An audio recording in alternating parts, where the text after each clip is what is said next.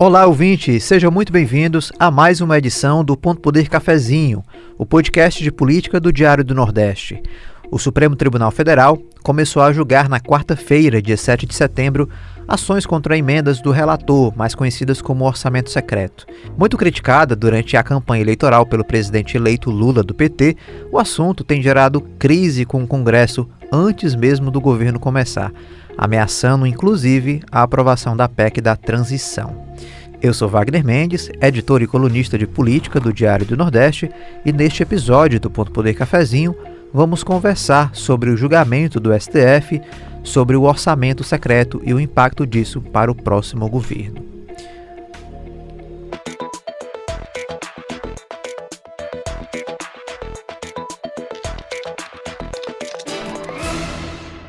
O orçamento secreto existe desde 2019 e vem sendo criticado pela falta de transparência, já que não consta o nome dos parlamentares beneficiados a cada ano, constando apenas o nome do relator do orçamento anual do governo federal.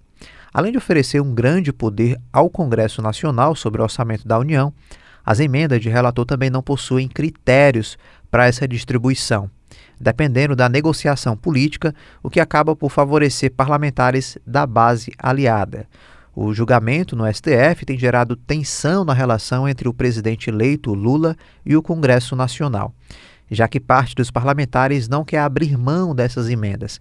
Algumas lideranças partidárias falam, inclusive, que a questão pode impedir o avanço da PEC da transição, prioridade do governo eleito para conseguir manter o Bolsa Família no valor de R$ 600 e permitir também o aumento real do salário mínimo.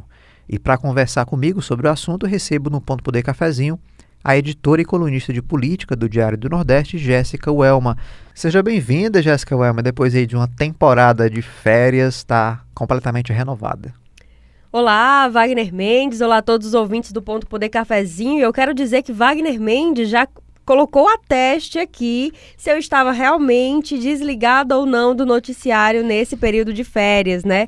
Pelo visto, já vou ter que provar aqui que andei lendo ali uma notícia aqui e acolá. Jornalista nunca fica de férias 100%, né? Sempre tem aquela coisa de você ficar lendo alguma coisa aqui e ali nas redes sociais. A gente nunca fica sempre 100% off. E quem também está por aqui é a repórter de política do Diário do Nordeste, Luana Barros. Tudo bem, Luana? Olá, Wagner. Olá, Jéssica. Bem-vinda de volta aqui diretamente das férias para o Ponto Poder Cafezinho. Vai ser um prazer conversar um pouquinho aí agora sobre conjuntura nacional, né? Um pouco.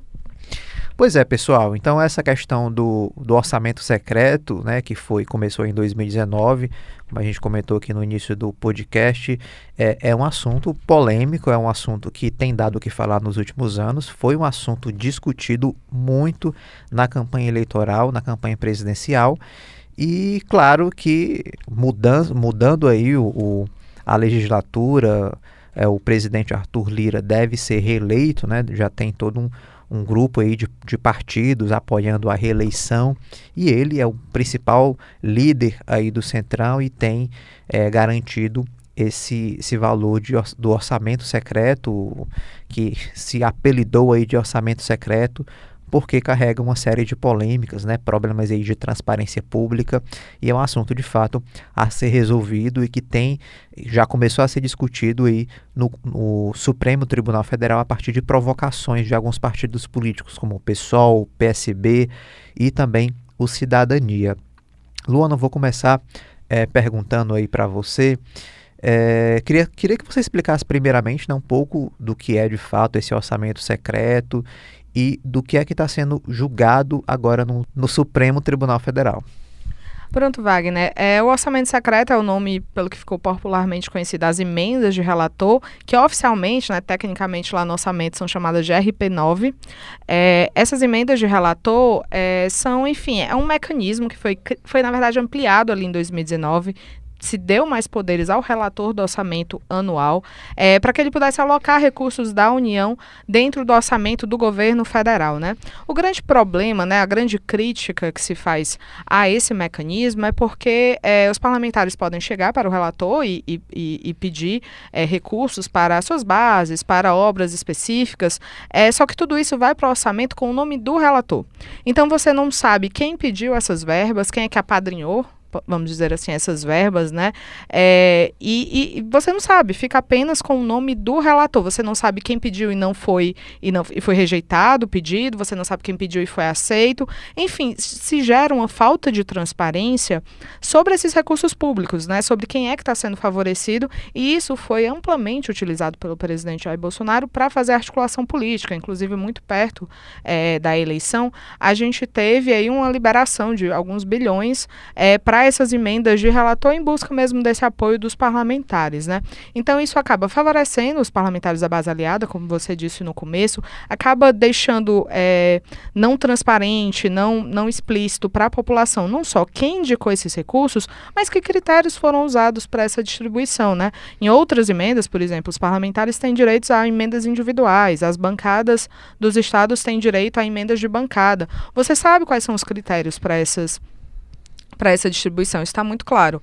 No caso das emendas de relator, não. Além disso, você dá, né, assim, acabou se consolidando um poder muito grande do Congresso sobre o orçamento da União, que também é algo que preocupa o governo federal, porque muitas vezes isso é destinado para as bases eleitorais dos deputados e acaba saindo esse recurso de áreas mais amplas, de obras estruturantes, né? Então, a gente tem todo esse problema. Por conta disso, os partidos que você citou, né, PSOL, Cidadania e PSB, entraram com ações no Supremo Tribunal Federal para, enfim, alegar a inconstitucionalidade dessas emendas. Os pontos que eles colocam, que eles alegam, é que essas emendas de relator ferem alguns princípios da Constituição, como legalidade, impessoalidade, moralidade, publicidade e eficiência na destinação dos gastos públicos, né? Então, essas são as alegações que esses partidos fazem para tentar fazer com que o Supremo suspenda tanto o empenho, né, ou seja, a destinação dos recursos, como a execução pelo governo federal. Agora, Luana, a questão aí, na verdade, o Congresso Nacional ele sempre teve orçamento para delegar, né? As chamadas emendas parlamentares, né? Eles sempre tiveram ali um recurso, emendas individuais e também emendas de bancada. Eu acho que a grande polêmica da questão do orçamento secreto, né, das emendas de relator, é o volume de recursos, né, que é um volume muito mais alto em comparação a essas emendas já tradicionais que os parlamentares têm direito, e também por conta da falta de transparência em relação a isso, né? Tem gente dizendo aí que o Arthur Lira é uma espécie de primeiro-ministro, né? Então, tem toda uma questão por trás, né? O grande volume de recursos ali confunde com uma atuação do próprio executivo, né? No gerenciamento desse recurso. Exatamente, assim, inclusive o Supremo, né, já tomou algumas decisões em relação a essa questão da transparência, né? A ministra Rosa Weber, que é a relatora dessas ações, ela já tinha dado uma decisão única dela, né? Ou seja, não era do colegiado, era uma liminar dela, suspendendo primeiro as emendas de relator. Ela acabou voltando atrás nessa decisão e depois ela exigiu que fosse publicizado, que o Congresso adotasse algum tipo de coisa para que se fosse publicizado. E o Congresso adotou, mas adotou com uma pequena brecha, vamos dizer assim, né? Em vez de permitir apenas que se detalhasse quais são os parlamentares que pediram essas emendas de relator, também se podia detalhar quem foi que pediu. Ou seja, por exemplo, um prefeito foi lá e pediu, um parlamentar estadual, municipal foi lá e pediu, em vez de detalhar quem é o parlamentar federal, né, ou seja, o deputado ou o senador que apadrinhou, ou seja, que destinou, eu posso detalhar só quem foi que pediu. E então, assim, eles acharam uma brecha para ser mais transparente, mas nem tanto, né? Porque um prefeito que é de um município, quem é o parlamentar que está apadrinhando, que levou e que negociou? Então, assim, esse problema da transparência, de fato, é o mais sério. E, além disso, a questão, como você falou, né? As emendas individuais, em geral, elas são muito destinadas às bases eleitorais, né? E isso já é uma previsão dentro da legislação, inclusive elas são impositivas, ou seja, o governo federal precisa executar, precisa destinar, só que as emendas de relator, elas aparecem como um acréscimo a isso, e um acréscimo num valor muito mais substancial, e aí você tira esses recursos de outras áreas que às vezes são mais abrangentes, outras áreas que são mais estruturantes, e você acaba dando muita influência do Congresso no Executivo, porque é o Executivo que tem que executar, né? É ele que tem que distribuir esses recursos, essa é a função primordial dele. Então você acaba tendo essa responsabilidade dividida, e muitas vezes um parlamentar, um senador, não vai ter a prioridade geral que um governo federal tem que ter, né? ele vai ter uma prioridade mais local, mais o seu estado, mais a sua base eleitoral. Então é uma questão bem complicada de se administrar. Até porque ele não é executivo, né? O executivo que faz os planejamentos das ações a curto, médio e longo prazo. Então, ele é quem se estrutura melhor, faz o seu planejamento para redirecionar esses recursos em obras específicas. E pensando nessa administração, né, Jéssica, o presidente eleito, Luiz Inácio Lula da Silva, ele fez diversas críticas, duras críticas ao orçamento secreto durante a campanha eleitoral, mas agora parece que aos pouquinhos ele vai tentando administrar, né, esse discurso contra o orçamento secreto, né, ele e os aliados e o grupo ali de transição. Como é que você tem observado essa postura, né, do presidente eleito? Wagner, certamente a postura do presidente eleito mudou desde a campanha para esse período agora de tratativas mais diretas sobre o futuro do orçamento secreto.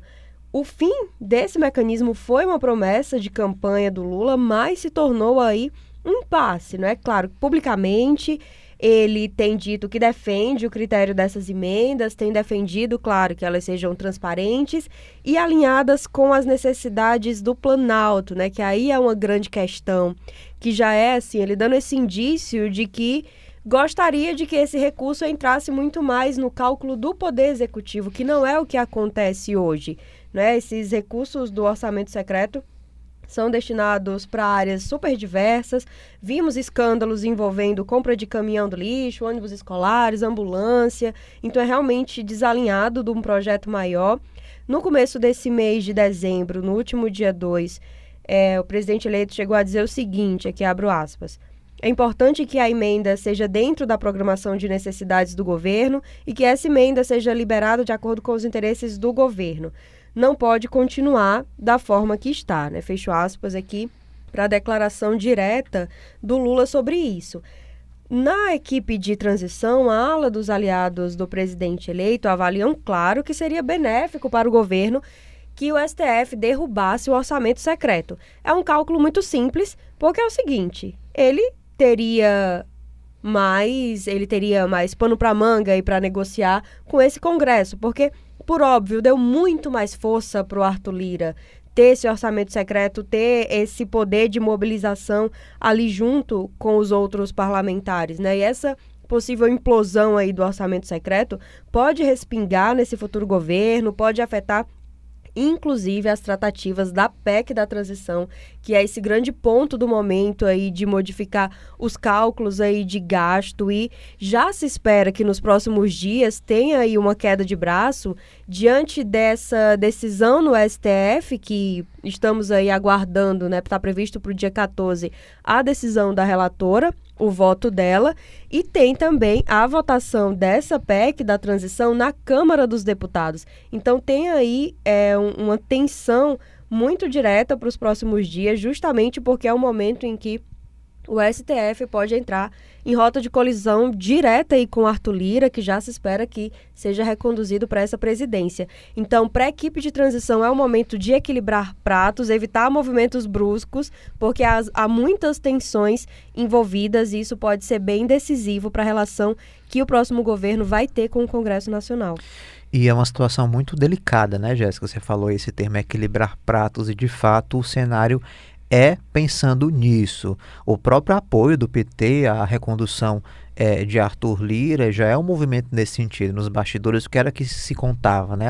Ele já tem votos suficientes para se reeleger. Não vamos entrar nesse embate, não vamos repetir 2015 com Eduardo Cunha, né? Quando a Dilma quis bancar um candidato ali, Arlindo Quinaglia, do PT, como candidato à presidência da Câmara, acabou sendo derrotado e aí deu no que deu, né? Acabou resultando aí no impeachment da presidente. Então, nesse momento, a gente sabe que o cenário político é diferente, não tem margem nesse momento para abertura de impeachment ou discussão de maior crise política do que a gente já viveu nos últimos tempos, mas há toda essa expectativa da governabilidade, né?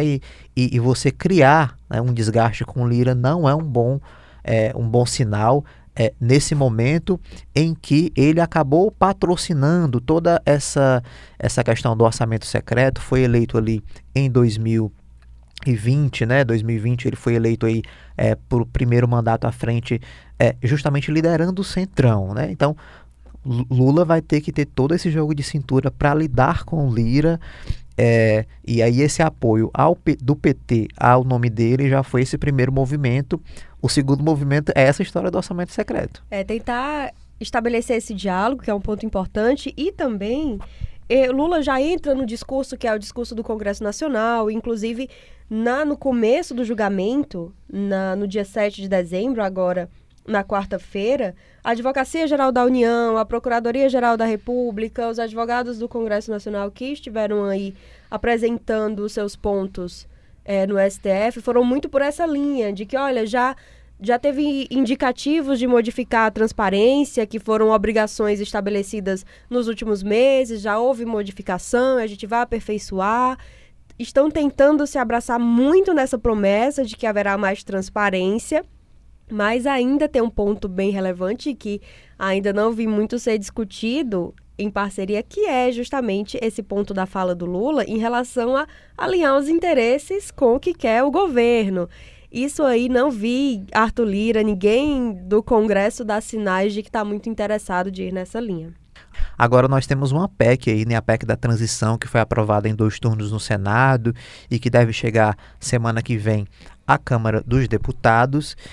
A Jéssica já começou a falar, Luana, mas toda essa discussão, né, do julgamento ali do STF envolvendo essa questão do orçamento pode ter um impacto na votação na Câmara. A gente sabe que os deputados federais são muito mais arredios, né? São muito mais... eles criam mais confusão, né, do que o Senado. O Senado é uma casa mais tranquila para lidar com assuntos como este. São menos parlamentares, né? Tem esse Câmara ponto. É um volume bem maior para você articular ali diretamente, é bem mais complexo. Diverso. 513, né, cabeças ali pensantes, cabeças divergentes, então é um cenário mais complicado, né? Então, de administrar isso, embora Lula não tenha ingerência sobre o STF, né? Não é bom que ninguém tenha ingerência sobre o STF, mas qual a avaliação no Centrão nesse momento? Que o Lula tem uma aproximação com os ministros do STF. A gente precisa lembrar daquela foto, daquela reunião de semanas atrás, com o Lula se reunindo com os ministros do Supremo Tribunal Federal, falando que precisava dialogar com as instâncias de poder, que o Brasil precisava voltar à normalidade, mas a mensagem que passa ali para alguns grupos políticos é que há uma aproximação do presidente eleito, a aproximação que o presidente Jair Bolsonaro nunca teve. Então, às vezes se confunde isso de que Lula poderia ter uma interferência, né, para conseguir do Supremo Tribunal Federal algo que o governo queira. Então, essa avaliação ali pode ser perigosa nesse sentido, né, Luana? De criar uma crise no momento em que uma crise não é bem-vinda nesse período ali de transição de governo e de um recurso que precisa garantir alguns serviços públicos. Exatamente, eu acho que a equipe de transição e o próprio presidente eleito, eles tinham uma ideia de tentar evitar o desgaste, né? Ao deixar esse tema que é tão polêmico para o Congresso, que é o orçamento secreto, que é tão caro, principalmente para a Câmara dos Deputados, né? Deixar isso nas mãos do STF, eles tentavam tirar a batata quente da mão deles. Tipo assim, esse desgaste vai ficar para os ministros e a gente vai se envolver o mínimo possível. Eu acho que os deputados federais chegaram e falaram, ei, não vai ser assim não, você está no meio disso, você também, né? Você tem interlocuções enfim, você está no meio disso aqui, você não pode simplesmente deixar a batata quente para os outros poderes resolverem, né? O que alguns líderes partidários em reuniões lá de lideranças falam é que, assim, se imagina que a equipe de transição e que o próprio presidente eleito possa conversar, articular, né, as palavras que eles usam, não usam interferir e tudo mais, né, porque de fato, como você disse, nunca é um bom verbo para se usar, mas articular para que, assim, Supremo, não mexa aí, eles vão mexer, né, o Congresso, desde que o Congresso, qualquer modificação que venha a ser feita, ok, temos problemas, temos questões, tem pontos aqui a serem resolvidos, mas esses pontos vão ser resolvidos por nós e não pelo Supremo. Supremo. Então, assim, essa é a principal coisa. Eles sabem que, enfim, talvez seja o máximo que o presidente eleito, que a equipe de transição possa ir, mas eles querem que essa decisão caiba ao Congresso, porque é isso, né? É um poder que o Congresso conquistou.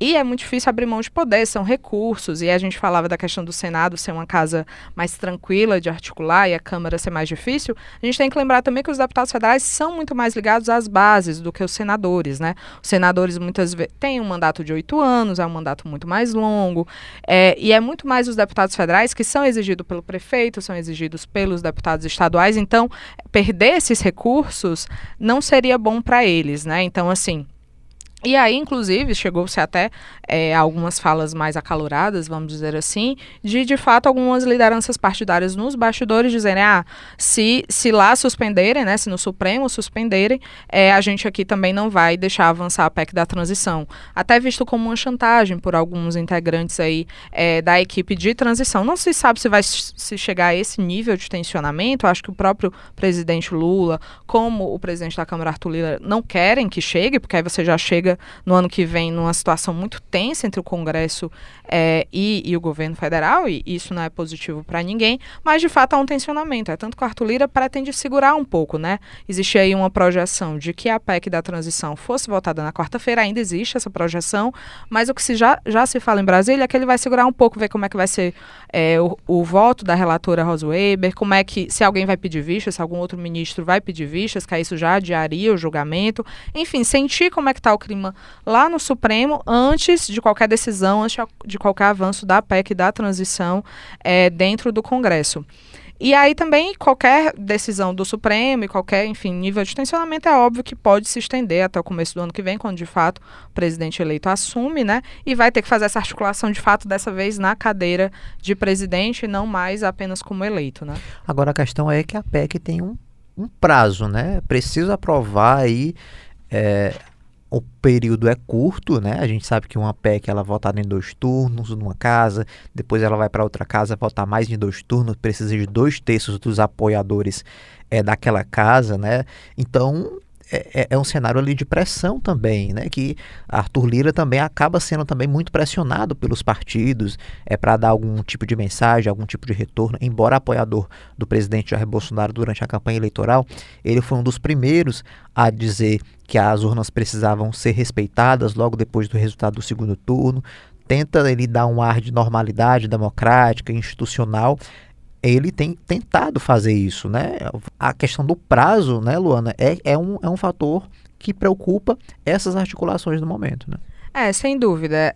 O julgamento, inclusive, ter sido adiado, no sentido de que na quarta-feira, apesar de ter começado, né, só os advogados falaram, nem mesmo a relatora se manifestou, que alguns tinham expectativa de que ela já lesse o voto na quarta-feira, né, o que acabou sendo adiado, coloca mais pressão. Mais pressão, talvez não tanto sobre a Arthur Lira, mas muito sobre a equipe de transição, que fica naquela tensão de ter pouco tempo para, dependendo do resultado que venha do Supremo, articular e pensar como é que vai resolver toda a questão na Câmara dos Deputados, porque precisa desses recursos para cumprir as promessas que fez na campanha, de manter o Auxílio Brasil, né, que vai voltar a se chamar Bolsa Família em 600, para dar continuidade a alguns programas. Então, de fato, é um equilíbrio difícil, né, essa coisa dos pratos aí se equilibrando e vendo como é que vai ser, mas vai ser um tempo curto, vai ser algo rápido e a equipe de transição vai ter que estar muito atenta para conseguir articular isso a tempo, essa PEC a tempo, para conseguir, enfim, não deixar que qualquer decisão do Supremo venha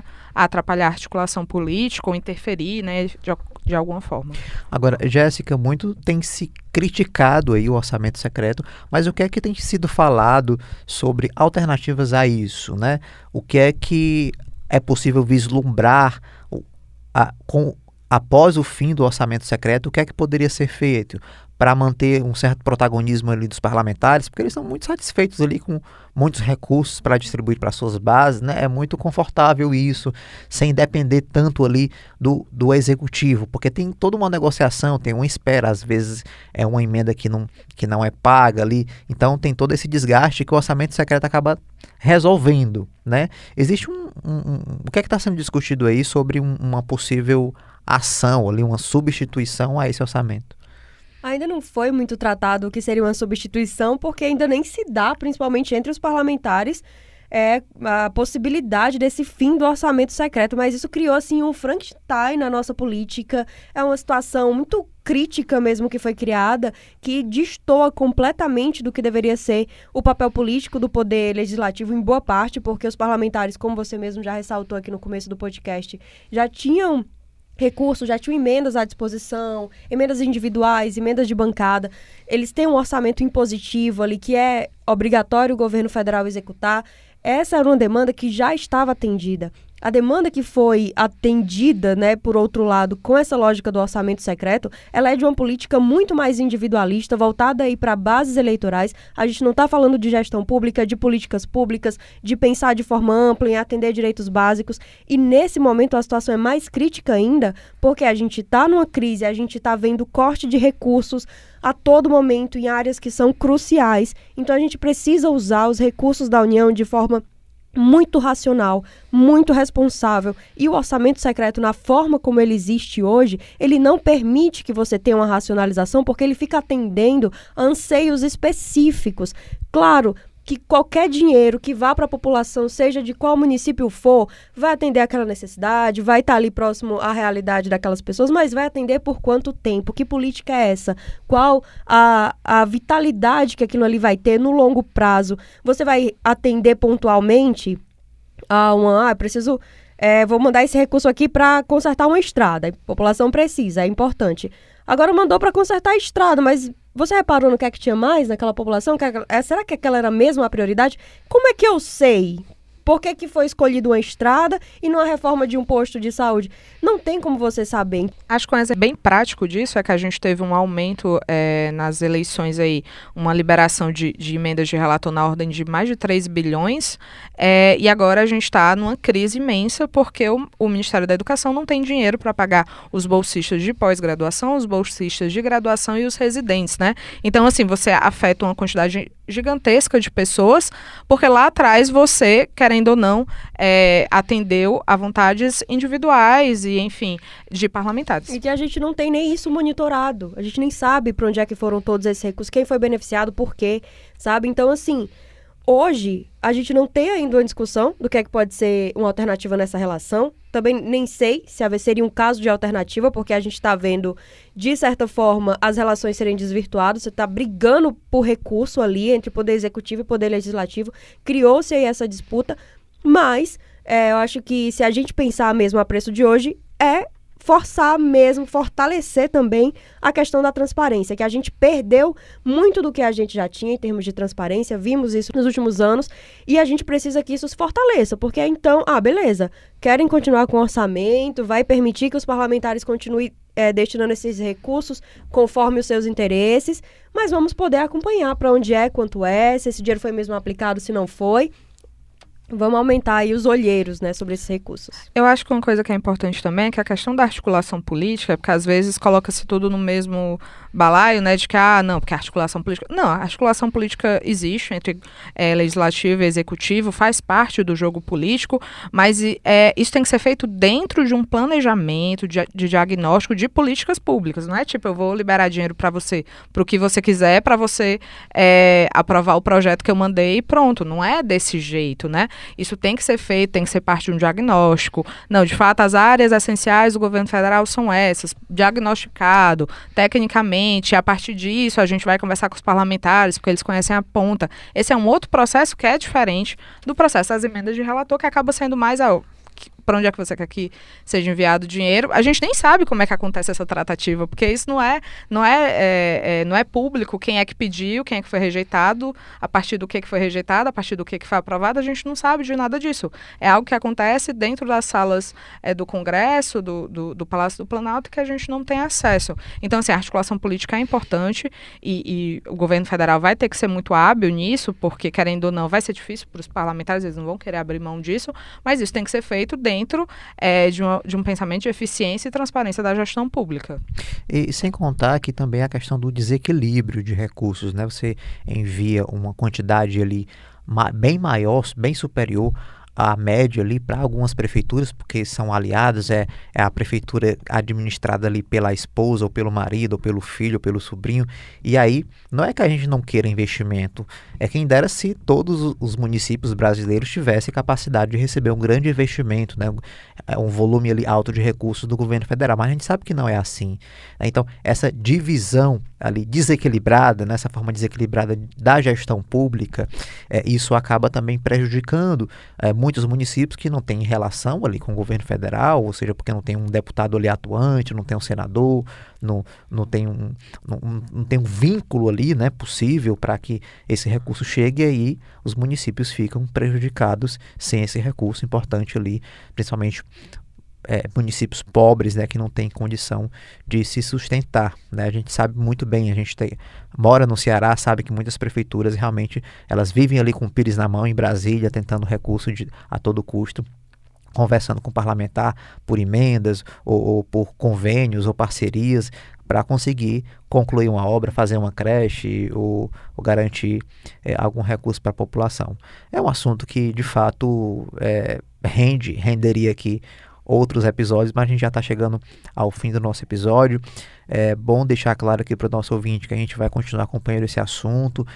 Ainda não foi votado no Supremo Tribunal Federal, deve ficar aí para a próxima semana, mas a gente vai continuar acompanhando aqui no Diário do Nordeste. Queria agradecer as duas aqui pela presença nessa edição. Jéssica está afiada, Wagner Mendes, o que você achou aí pós-férias? Afiadíssima, a mulher já voltou pronta da Europa.